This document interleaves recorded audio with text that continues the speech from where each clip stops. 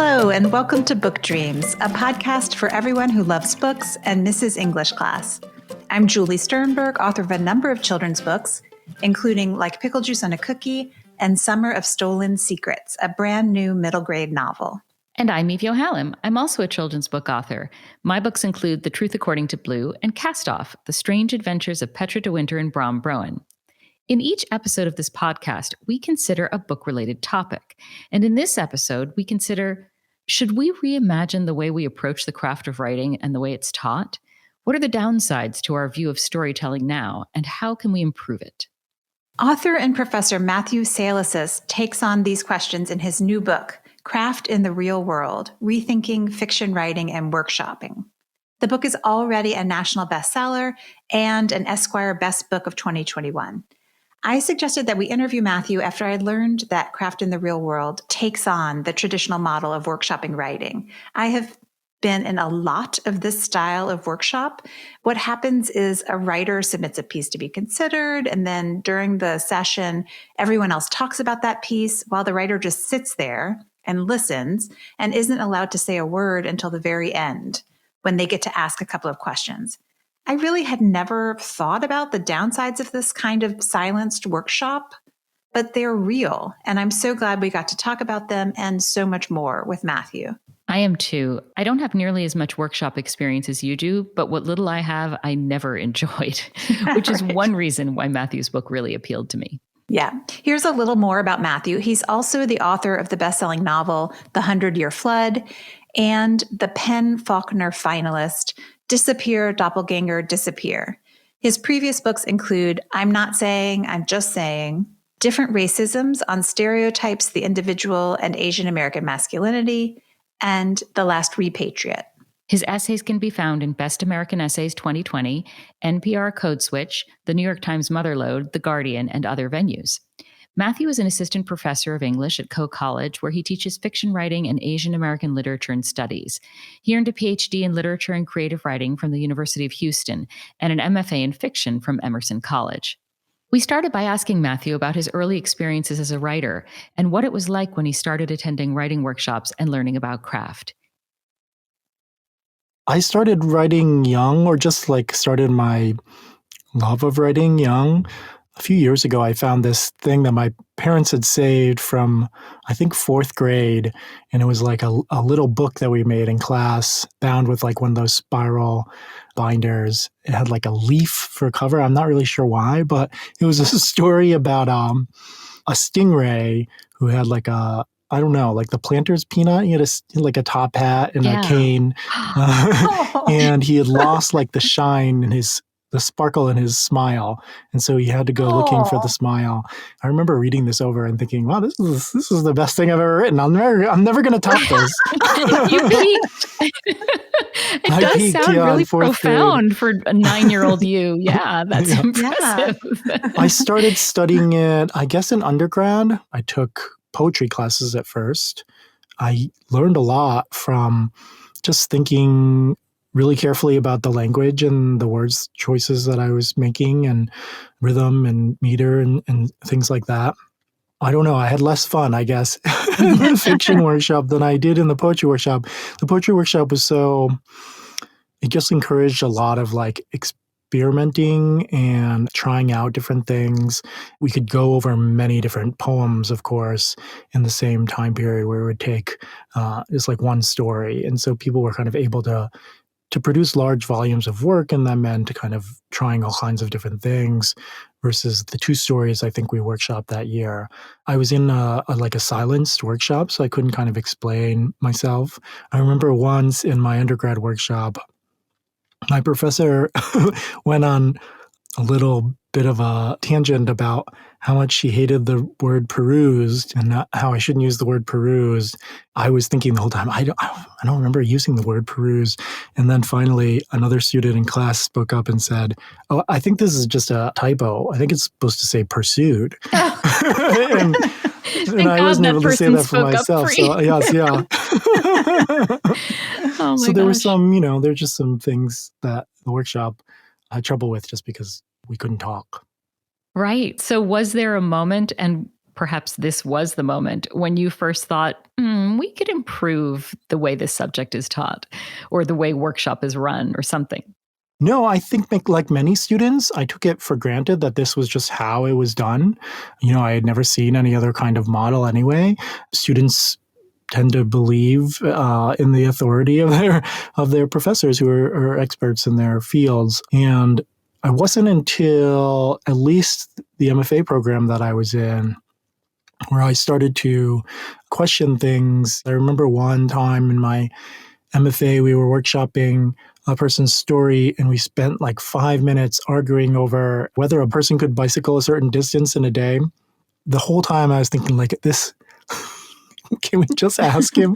Can we just, why do we have to have this conversation? It's probably totally useless to the author. And at the end of workshop, where the author was allowed to speak, he said, I did this bike ride. And, I was just kind of writing about myself, like this character is me. The bike ride is something that I did. It's all real. And we spent my entire workshop period talking about something completely not helpful. Yeah. Yes. Do you have any idea why that was the model that came to be? Was it about power? I have another pet theory. It's that when you take 12 middle-class Christian, Protestant, probably white, straight, able, cis men, and they've been reading almost exactly the same canon of literature, and you put them in a room, and they're also kind of empowered in outside life all the time, right? And they're used to being able to speak their mind and being heard, then it might make sense in a workshop setting to have somebody in that position of power in their outside lives be silent and listen to other people who actually represent exactly their ideal audience and who have a very similar background and literary taste. That model maybe makes sense in that situation. It's just that we, have moved so far past that, and workshops are far more diverse. One of its greatest tools is its diversity, which is really hurt by the silence model. Another large reason, I think, is just kind of the Writers' Workshop was trying to establish its place within academia. It was trying to establish a set of rules that could be easily recreated from workshop to workshop. And those kinds of things, are so kind of wrapped up in institutional power and the power of a kind of dominant majority that it's kind of no question that it might get into the workshop. I love this idea that the whole silenced workshop model came about because white, straight, able, cis men had to be told, like, sit over there, be quiet, and just listen. Of course, it is sad that they were listening to people just like them in order to write for an audience just like them. And that we got stuck in this model, which prevents writers from diverse backgrounds from saying, wait, your assumptions are flawed, or I'm writing for a different audience than the one you're assuming. Let me explain. I know, it's insane when you think about it, this idea that you have to disempower an artist in order to support their creativity. It's just so counterintuitive. And at this point, it's really counterproductive. Yeah. And of course, the effect of white Western expectations aren't just seen in these workshop formats. Matthew talks in his book about how important they've been to the content of the stories that have been told and that keep getting told. Here's one sentence he uses as an example. She was absolutely sure she hated him. If you read that sentence at the start of a book, what do you assume about how she'll feel at the end of the book? She's going to love him by the end of the book, right? She was absolutely sure she hated him. Mm-hmm. But that's problematic. Why shouldn't a woman be absolutely sure that she hates a man from the beginning of the story to the end? Who came up with that trope? You mean this trope about not believing a woman when she says she doesn't like something? Right, exactly. I don't know. Right. It's very deeply ingrained. It's what we expect. And it's also what we writers assume that our audience expects. Yeah. So it keeps getting written and reinforced. It does. I mean, it doesn't have to be gendered. You could have a man protesting too much about disliking another man or a woman. And of course, this is just one particular culture's use of irony, but it does often arise in that gendered context. Right. We asked Matthew how we can break from this cycle of relying on cultural expectations as we read and write, and how we can stop reinforcing them through our storytelling. The timing of our interview is relevant to the answer that he gave. We were speaking a few days after the horrific shootings at 3 spas in the Atlanta area. 6 of the 8 murder victims were women of Asian descent. That's all useful background to have in mind as you listen to Matt's answer. Here it is. I think the book is trying to say we should be more conscious about which cultural expectations we're engaged in and whether we really want to be engaged in them or not. Something like that might have fewer consequences on the world than, say, how the media is going to address the latest shooting and the shooter's identity and the story behind why that person went on a killing spree. These stories are, of course, informed by all of these other stories that we know, including the stories of shooters in the past and their victims and what kinds of people are shooters and which kinds of people are victims, but also just informed by kind of greater and larger stories in society about who should have control and who should not have control, whose lives are more important than other lives. Many times after a shooting or something, we'll hear the kinds of stories that the shooter was telling himself, maybe in a blog form or a diary, or things that they've been saying on the internet or, with their friends. And those stories form expectations that lead to the actions that happen. And the issue, I think, that resonates with what you just said with respect to Atlanta was the coverage of what the killer said as an excuse and how it was treated fairly straightforwardly, at least in some of the coverage. This sort of notion the killer said he was having a bad day and that he was a sex addict. The lack of questioning by some, and just sort of the repeating of that without questioning as a possible explanation. There were so many cultural and gendered assumptions wrapped up in that. And in fact, when you saw the actual victims, the sexualized nature of it seemed undermined by their age. It reinforces this point that you're making about how things are presented and how that reinforces tragedy. Yes, yeah. Sorry, I just went on and on. And my job is to ask questions. No, I think that's a great point for sure. When I'm talking with my students, I'm always telling them, you can use these expectations to your advantage by either upholding the expectation or undermining the expectation and considering which kinds of expectations certain audiences have.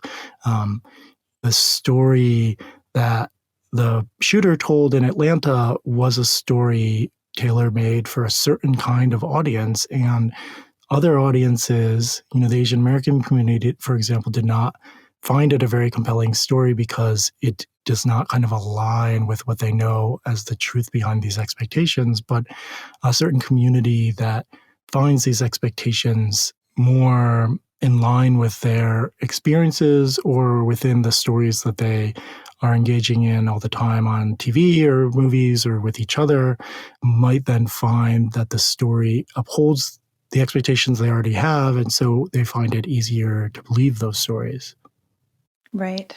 Yeah, and I just want to underscore a point that you make so clearly in the book, which is that how stories are related has real world impact, whether it's how a story is told in the news after an event like this or how a short story or novel is written. It translates to very real impact on actual people reading or listening to those stories.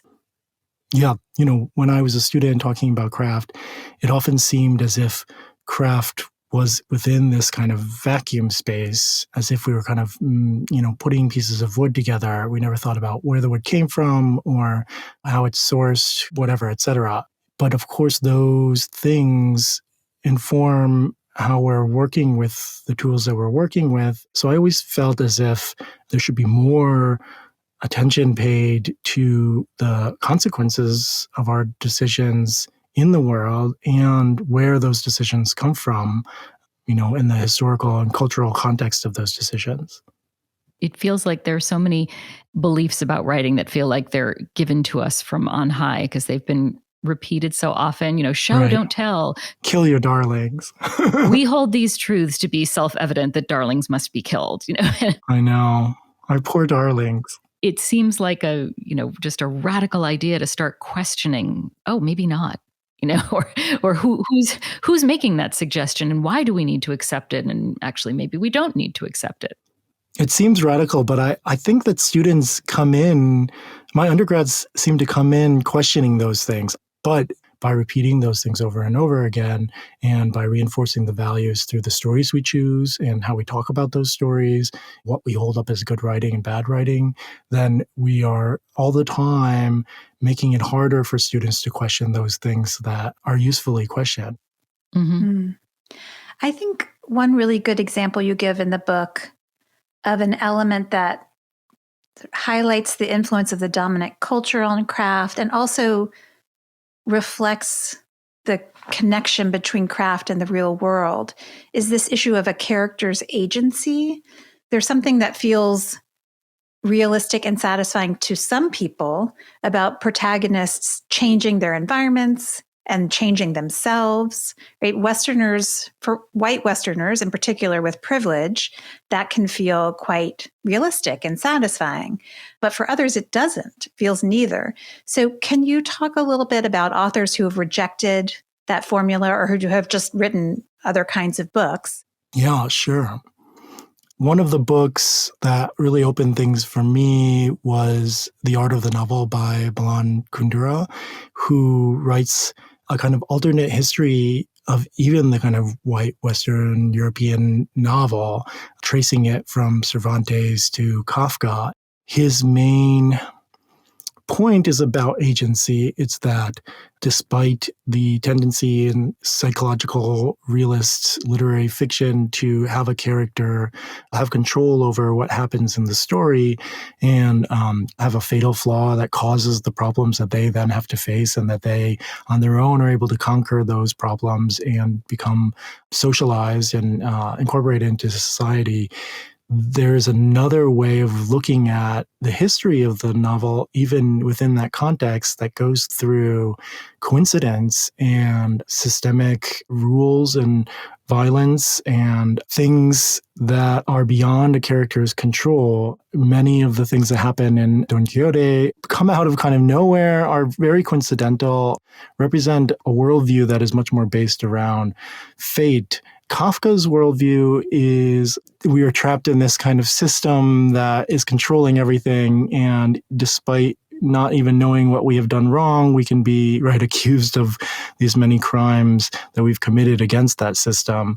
There are those questions even within that one tradition, and there are many traditions in which fate plays a much larger role. Another book that was helpful for me was Tiger Writing by Kish Jen, and she talks about differences between Western storytelling and Eastern storytelling, and she calls it independent and interdependent storytelling.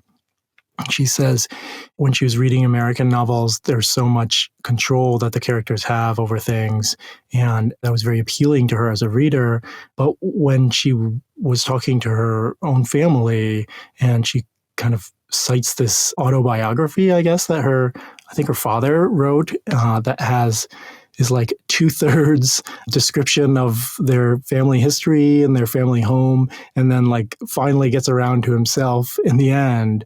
Those things are present all the time. I mean, even now, my TV diet consists almost entirely of Korean dramas, and I love them so much, but so many of them are very fate-driven. They're like, this kind of thing has happened in the past, and now these characters have been reborn and are facing the exact same problem. And it takes, 16 hours for them to finally change one thing, right? They keep repeating everything that happened in the past until finally they're able to change the one tiny thing that allows them to be together. This is, of course, a very different way of thinking about what drives a story and what drives us as human beings and what determines our decision making. Yeah, that reminds me, as a stark contrast, the Harrison Ford movie on Air Force One, where Right. he takes down an entire terrorist organization alone. You know, Right. every decision changes everything. Yeah, it's a very different model. It's a yes, yeah. So you say in the book, the fiction writer must break down what she thinks she knows about her craft in order to liberate it. What kind of rethinking do you think would help? And can you say more about your choice of the word liberate here? Sure. I think we're just trying to get free, and the stories that we tell are a large part of that freedom. And the more we're telling those stories without being conscious of why we're telling them and the repercussions they have, then the less free we are as people and also as storytellers. I think liberation often starts with freeing yourself from the system in order to make choices outside of that system. And that means often breaking the system down. The first step in that is usually seeing the system at work for the first time. Yeah. You talk about the author Jennifer Riddle Harding and what she calls masked narrative. She was talking about how Black authors have had to write to two audiences at the same time, a white audience they needed in order to have a career, and a Black audience who would be able to understand kind of a second hidden meaning. Can you say a little bit more about that? And do you think it applies to other writers of color as well, and what the impact is? I hate to generalize things, but I think you can see, especially in older Asian American literature, kind of talking out of two sides of the mouth too. When I teach, for example, America's in the Heart by Carlos Bulosan, who's a Filipino-American writer. That book came out in like 1946. Mm-hmm. It's full of horrific experiences and random attacks on Filipinos. They get tar and feathered at one point. The police will just like show up in a pool hall and start shooting people. There's a couple of policemen who ask him first if he is Filipino, and then when he says yes, they beat him and like take the $1 in his shoe. And they're like, well, I guess we can get a drink with this at least. Yeah. And at the end of that book, though, there's this like really famous passage where the author talks about how amazing and wonderful and free America is. Scholars have often read that as a way to kind of appeal to a white audience while kind of slipping in the things that are really true to the experience that he was having. You know, I think Harding makes a point that it's kind of especially true for African Americans who, you know, have to speak to each other in ways that also are satisfying or not stirring the pot of, you know, going back to slavery. Like of slave owners, you know, in order to talk honestly, there's also a way in which they had to talk thinking about whether or not they could be overheard at certain times. And so there's a constant engagement with the audience that could make or break their public lives and also sometimes their private lives, and also speaking to fellow African Americans who would accept and want deeper truths. You talk a lot about intended audience and being conscious and about who your intended audience is. I wrote a novel, a middle grade novel, with a protagonist who has type 1 diabetes. And I was always very clear in my mind that the audience for the book was 9 to 12-year-old kids in general, but kids with diabetes and other disabilities in particular. Yeah. And so in the book, I included explanations of things that the protagonist did that were related to diabetes. So, for example, how her insulin pump works and what kind of information the pump might give her and what she has to do with that information. And obviously, kids who have diabetes don't need those explanations. Right. But I knew that readers who don't have diabetes would be confused if they didn't have those explanations. So this is my long-winded prelude to my question, which is, how do you think about that balance where you're writing for the intended audience, but also the actual audience is going to include people who are not necessarily in that more narrowly defined audience? Personally, I think we live in this amazing age when people can look up any information on the internet. I also think readers are super amazing people who are often like very generous. And, you usually don't go to a book like wanting to hate a book or wanting to find problems with it. You go to it offering a part of yourself and investing in the page and the characters. For me personally, I think partly because the break there for the ideal audience where they think, suddenly this book isn't for me anymore. I'm trying not to explain things that my ideal audience would already get and hope that if people really wanted to find out more about it, they would just, use the internet. I have mixed feelings about what Matthew said here. On the one hand, I hate over-explaining books, and I totally agree that we can trust the reader. The reader is smart, the reader can figure things out. And also that by explaining things the intended audience already understands, it signals to those readers that the book isn't for them. On the other hand, I do want the audience for my book to be wider than just kids who have type 1 diabetes, and literally no one who doesn't have the disease will understand some of the things in the book without some kind of explanation. Well, yeah, it's really tough, particularly in this kind of context, because part of the reason you wrote the book is to really convey the full experience for kids who have diabetes, which is a fascinating and important and very different experience from what most kids are going through. So if you don't explain it, Right. then you don't accomplish that. On the other hand, of course, you want kids who have diabetes to love the book. So you don't want to make them feel like this book isn't for them. By the way, I think you walked that line incredibly well. I'll just say. Thank you. You're very Thank welcome. you very much. I appreciate that. Also, I think the fact that we're talking about middle grade books here is relevant. I mean, 9-year-olds don't usually have free access to the internet. Yes, very true. Yeah. So maybe it's fair to say that kids may need more contextual support than adult readers. But as writers, it's very important to be mindful about the kind of support you're giving and what you might be signaling. Right. Okay. I think that's it for this episode of the Book Dreams podcast. Thank you so much for listening. Please subscribe if you haven't already. And if you like the podcast and think someone else would too, please rate and review us on Apple Podcasts or your favorite podcast app. Be sure to let us know if there's a book-related topic you've wondered about, and we'll try looking into it in a future episode. You can reach us for that reason or any other at contact@bookdreamspodcast.com. We're also on Twitter at bookdreamspod and on Instagram at bookdreamspodcast. You can find Matthew at matthewsalises.com and on Twitter at Salises.